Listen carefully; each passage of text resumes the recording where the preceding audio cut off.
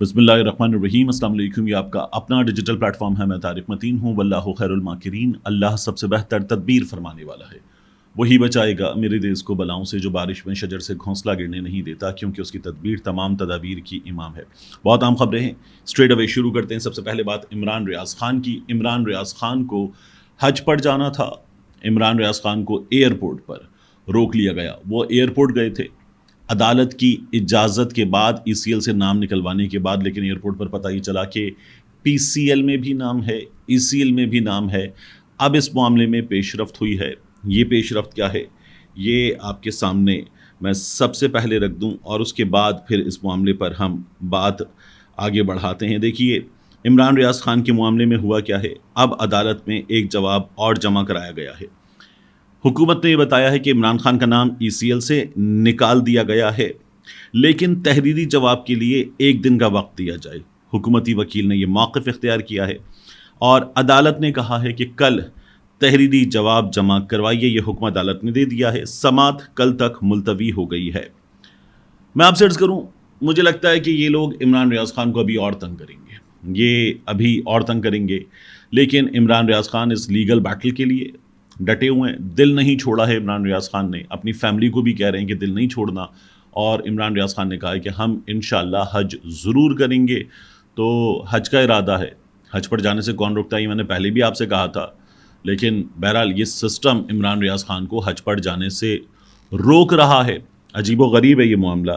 عدالت کہتی ہے کہ نہیں، یہ نہیں ہوگا، کیونکہ عمران ریاض خان نے عدالت کو بتایا کہ انہوں نے ایک ایسا کیس مجھ پر اب دہشت گردی کا بھی بنانے کی تیاری کر لی ہے کہ میں نے کوئی پیٹرول بم بنایا تھا، میں نے پولیس پہ حملہ بھی کیا ہے۔ عدالت نے ہنستے ہوئے کہا، مسٹر جسٹس عامر فاروق نے، کہ ایسا نہیں ہوگا، لیکن دیکھتے ہیں کہ کیا بنتا ہے۔ اب 1 دن کی مہلت اور مانگ لی ہے عمران ریاض خان کو۔ مجھے لگتا ہے یہ ابھی تنگ اور کریں گے، لیکن وہ بندہ بڑا مضبوط ہے، وہ اپنی جگہ ڈٹا ہوا ہے، اور وہ ڈٹا رہے گا۔ اسی طرح سے ایک صاحب اور ڈٹ گئے۔ یہ جو صاحب ہیں، یہ کل ہم نے دیکھا تھا، آپ نے گزشتہ ویڈیو میں دیکھا، سنو نیوز چلا رہا تھا، آصف علی زرداری سے ملاقات کے لیے کھڑے ہوئے تھے، گارڈز نے روکا ہوا تھا، اور وہاں پر یہ بیچارے گارڈز کے ہاتھوں کی زنجیر کے سامنے کھڑے ہوئے تھے۔ فیصل واوڈا، مصطفیٰ کمال نے معافی مانگ لی ہے۔ توہین عدالت کے معاملے میں مصطفیٰ کمال نے غیر مشروط معافی مانگ لی ہے، اور مصطفیٰ کمال نے اپنی غیر مشروط معافی عدالت کے پاس کراچی میں، یہ جو رجسٹری ہے سپریم کورٹ کراچی رجسٹری، یہاں پر جمع کروا دی ہے۔ کل مصطفیٰ کمال کے کیس کی سماعت ہے، فیصل واوڈا کے کیس کی بھی کل سماعت ہے، لیکن فیصل واوڈا جو ہیں وہ توہین عدالت کیس میں انہوں نے سپریم کورٹ میں جواب جمع کرا دیا ہے۔ فیصل واوڈا کہتے ہیں کہ میں غیر مشروط معافی نہیں مانگوں گا۔ ان کا یہ کہنا ہے کہ پریس کانفرنس کا مقصد عدلیہ کی توہین کرنا نہیں تھا، پریس کانفرنس کا مقصد ملک کی بہتری تھا۔ فیصل واوڈا یہ کہتے ہیں۔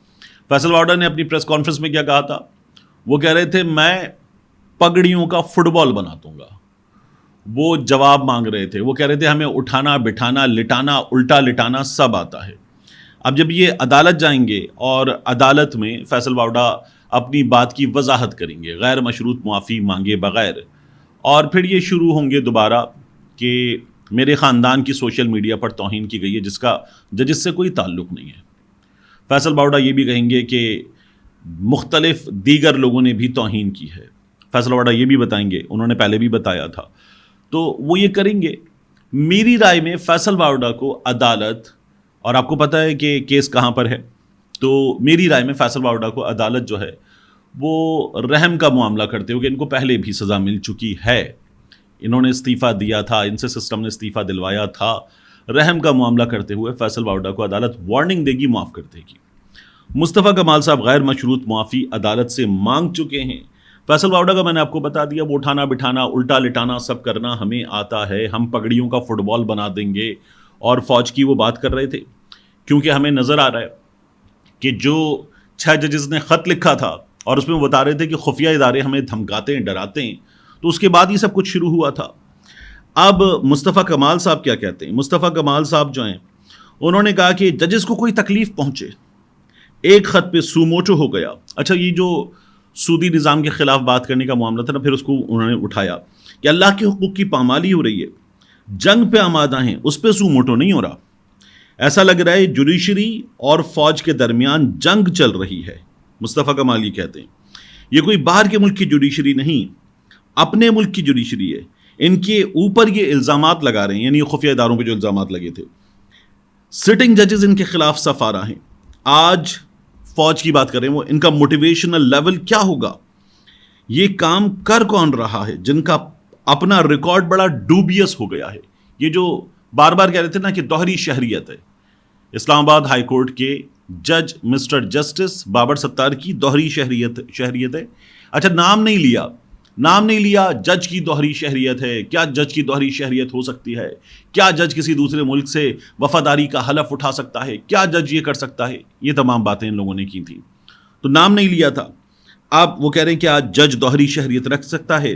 پاکستان میں کسی مظلوم کے ساتھ کھڑے ہونے کے لیے جوڈیشری تیار نہیں ہے. فیصل واوڈا صاحب نے یہ باتیں کی. اسی طرح سے فیصل سبزواری انہوں نے بھی تنقید کی، اور ان کے ساتھ ساتھ طلال چودھری صاحب انہوں نے بھی تنقید کی. مسلم لیگ نون کے تو ڈھیروں لوگ آئے، بیرسٹر عقیل ملک ہوئے، طلال چودھری ہوئے، پھر اس کے بعد دیگر لوگ ہوئے. اب بھی مسلسل ہو رہا ہے. پہلے بابر ستار صاحب کے ساتھ ہو رہا تھا، اب سپریم کورٹ کے ججز کے ساتھ ہو رہا ہے، مسٹر جسٹس اطہر بن اللہ کے ساتھ ہو رہا ہے. وہ مسلسل کالے بھونڈ ہو رہا ہے. ازما بخاری صاحبہ پریس کانفرنس کرتی ہیں، عرفان صدیقی صاحب کالم لکھتے ہیں. یہ سب کچھ مسلسل جاری ہے ان لوگوں کی جانب سے. تو یہ سلسلہ رک نہیں رہا. عدالت کے جج صاحبان کے سامنے یہ لوگ کھڑے ہو گئے، ان سے لڑ رہے ہیں. یہ سلسلہ نہیں رک رہا. مصطفیٰ کمال جو ہیں وہ غیر مشروط معافی مانگ چکے ہیں. غیر مشروط معافی مانگنے پر وارننگ کے ساتھ معاملہ ختم ہو جائے گا. فیصل واوڈا صاحب کو ذرا سخت وارننگ ملے گی میری رائے میں غلط بھی ہو سکتا ہوں، عدالت توہین عدالت کی کارروائی شروع بھی کر سکتی ہے، لیکن میری رائے میں فیصل واوڈا صاحب کو وارننگ دے دی جائے گی. آپ دیکھیے کہ فیصل سبزواری نے بھی بات کی تھی، لیکن فیصل سبزواری صاحب نے بات کی تھی اسمبلی میں. مصطفیٰ کمال صاحب آئے، ان کے ساتھ امین الحق صاحب بھی موجود تھے. ان لوگوں نے بات کی نیشنل پریس کلب اسلام آباد میں. فیصل واوڈا نے بات کی نیشنل پریس کلب اسلام آباد میں. پھر فیصل واوڈا نے دوسری بار بات کی تو وہ بات کی اسمبلی میں. اسمبلی میں جو بات کرتے نا اس کو ہوتا ہے استثناء، تو اس پہ بچت ہو جاتی ہے. لیکن جو آپ نے پریس کانفرنس میں بات کی، کسی تقریب میں بات کی، اس کو وہ جو اسمبلی والا استثناء ہے وہ حاصل نہیں ہوتا. تو یہ پھر اس لیے چیزیں جو ہے وہ مختلف ہو جاتی ہیں. اب مصطفیٰ کمال صاحب جج کی دوہری شہریت کا حساب مانگ رہے تھے، فوج کے حق میں بات کر رہے تھے، ججز کے خلاف بات کر رہے تھے، اور کہہ رہے تھے کہ فوج کا موٹیویشنل لیول کیا ہوگا. مصطفیٰ کمال صاحب نے ایک بار بھی نہیں پوچھا کہ یہ جو لیٹر لکھا گیا 6 ججز کی جانب سے، اس میں جو واقعات ہیں کہ یہ کیمرہ کیسے لگ سکتا ہے، نہیں پوچھا انہوں نے یہ نہیں پوچھا کہ کسی جج کے رشتہ دار کو اٹھا کے ڈرایا دھمکایا کیسے جا سکتا ہے، نہیں پوچھا فیصل واوڈا صاحب نے، مصطفیٰ کمال صاحب نے. انہوں نے یہ بھی نہیں پوچھا کہ اس کے علاوہ جو کسی جج کے بیڈ روم میں ڈرائنگ روم میں کیمرے ہیں، یا ان کو پھر نتائج کے لیے بتانا کہ ایسے کرنا ویسے کرنا کیا کرنا ہے، یہ کیسے کیا جا سکتا ہے. یہ معاملہ شروع ہوا تھا عمران خان کا جو ٹیرین وائٹ والا کیس تھا وہاں سے، تو وہاں سے بھی دھمکیاں آ رہی تھیں، مسلسل دھمکیاں آ رہی تھیں. تو یہ بات نہیں پوچھی ان لوگوں نے. لیکن بہرحال یہ اپنی یہ بات لے کر آ گئے تھے کہ اب آپ فوج کے خلاف سفارہ ہو گئے ہیں جج صاحبان. تو جج صاحبان نے خود تو کوئی بات کی نہیں تھی، ان کو جو دھمکیاں مل رہی تھیں وہ ان دھمکیوں پر بات کر رہے تھے. مگر مصطفیٰ کمال صاحب نے، باقی دوستوں نے یہ بات جس طرح سے رکھی ہے ہمارے سامنے، وہ آپ نے دیکھ ہی لیا ہے. اس کے بعد پاکستان تحریک انصاف کا دفتر جو سیل کر دیا گیا تھا، آپ نے دیکھا تھا رات گئے کارروائی کی، ایک عجیب و غریب کارروائی تھی رات کے. میں نے تب بھی آپ سے کہا تھا کہ اس میں سب سے بڑا پرابلم یہ ہے کہ پاکستان تحریک انصاف سے آپ یہ کہہ رہے ہیں کہ آپ نے کچھ ڈیمانڈز کی کہ آپ کی بلڈنگ میں یہ تجاوزات ہیں، یہ غلط ہے، اس کو ٹھیک کریں. لیکن وہ نوٹسز آپ بھیجتے رہے پرانے مالک کو، اور پاکستان تحریک انصاف کو دفتر الاٹ ہو چکا تھا. آپ ڈیمانڈ کر رہے تھے پاکستان تحریک انصاف سے یہ کرو، لیکن ان کو بتا ہی نہیں رہے تھے کیا کرنا ہے، وہ آپ پرانے مالک کو بھیج رہے تھے. اب عدالت نے کیا کیا، جسٹس سمن رفت امتیاز صاحبہ نے محفوظ فیصلہ جاری کر دیا ہے. اپنے فیصلے میں انہوں نے کہا ہے کہ سی ڈی اے نے 2022-2023 میں سابقہ مالک کو نوٹس اور پھر شو کاز جاری کیا. فیصلے کے مطابق سی ڈی اے وضاحت پیش نہیں کر سکا کہ نوٹس پرانے مالک کو کیوں بھیج رہے تھے. اس سے تو ایسا لگتا ہے میری رائے میں کہ یہ شاید جان بوجھ کے کر رہے تھے کہ پرانے مالک کو نوٹس بھیجو اور پی ٹی آئی والوں کے خلاف کارروائی کر دو. اسلام آباد ہائی کورٹ کے فیصلے میں یہ کہا گیا ہے کہ سب سے اہم یہ ہے کہ نوٹس یا شو کاز کی سروس کی کوئی رسید ریکارڈ پر نہیں ہے. آپ نے نوٹس بھیجا ہے تو اس نوٹس کی آپ کے پاس کوئی رسید ہوگی، یا آپ نے ایک نوٹس بھیج دیا یہ بتا کر انف ہے، تو وہ نوٹس گیا بھی ہوگا نا. جس نے وہ نوٹس ریسیو کیا ہے، سرو کیا گیا، جس کو اس کی کوئی رسید ہوگی، وہ بھی نہیں ہے اور سی ڈی اے ثابت بھی نہیں کر سکا۔ فیصلے کے مطابق سی ڈی اے کا دفتر سیل کرنے کا آرڈر بھی پی ٹی آئی کو نہیں لکھا گیا، نہ کاپی بھیجی گئی، اور اس کے بعد کارروائی بھی کر دی۔ تو یہ کارروائی جو ہے وہ غیر قانونی قرار پائی جب یہ دفتر جو ہے وہ ڈی سیل کرنے کا حکم عدالت نے دے دیا ہے۔ عدالت یہ بھی کہہ رہی ہے کہ سی ڈی اے کے قانون کی خلاف ورزی پر سی ڈی اے قانون کے مطابق کارروائی کر سکتا ہے، لیکن یہاں جو عدالت نے کہا ہے، یہاں جو پی ٹی آئی کے دفتر کے خلاف کیا گیا ہے، یہ خلاف قانون تھا، کیونکہ ان کو نوٹس بھیجے ہی نہیں گئے۔ عدالت اب یہ بتا رہی ہے۔ اس کے علاوہ بہت عام معاملہ ہے اسلام آباد میں بلدیاتی انتخابات کا۔ اسلام آباد میں بلدیاتی انتخابات کے معاملے میں ہوا یہ ہے کہ اب 10 جولائی کو جواب طلب کر لیا گیا۔ پراپرٹی ٹیکس کا معاملہ تھا، نئے ریٹ پر پراپرٹی ٹیکس ریٹ وصول کرنے کا۔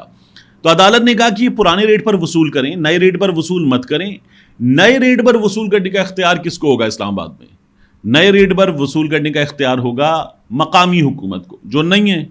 تو اسلام آباد میں لوکل باڈی الیکشن کروائیں، مقامی حکومت آئے، مقامی حکومت کے آ جانے کے بعد پھر آپ یہ کر لیجئے، لیکن اس سے پہلے یہ نہیں کر سکتے۔ یہ عدالت نے بتا دیا۔ تو اب اسلام آباد میں بلدیاتی الیکشن کروانے ہوں گے۔ کیسے کروائیں گے؟ اسلام آباد میں تینوں حلقوں میں الیکشن ہارنے کے بعد پہنچ گئے سیدھے الیکشن کمیشن آف پاکستان، وہاں سے ریلیف لینے کہ ہم سے تو یہ ثبوت مانگ رہے ہیں ہماری جیت کے، ہم ثبوت کہاں سے دیں؟ اب آپ ثبوت دیجیے۔ آپ تو کہہ رہے تھے ہمارے پاس ایک ایک چیز موجود ہے، ہم ٹرائیبیونل میں دیں گے۔ اب ٹرائیبیونل میں آپ دینے کے بجائے وہاں الیکشن کمیشن پہنچ گئے۔ تو یہ کام ہو رہا ہے، عجیب و غریب کام ہے۔ اس حالت میں، ان حالات میں جب اسلام آباد میں عدالت کہے گی بلدیاتی الیکشن کروا دو، تو وہ لوگ جو این اے کی 3 سیٹیں نہیں جیت سکے، وہ لوگ بلدیاتی الیکشن کیسے کروائیں گے؟ حالانکہ مینج کرنے کے لیے سب کچھ ان کے پاس ہے، لیکن پھر ایک مصیبت ہوگی۔ تو اب دیکھیں عدالت کو کیا جواب ملتا ہے۔ اسلام آباد کے بلدیاتی الیکشن سے بھی ہم اس سسٹم کو ایک عرصے سے بھاگتے ہوئے دیکھ رہے ہیں۔ ملتے ہیں انشاءاللہ آپ سے اگلی ویڈیو میں۔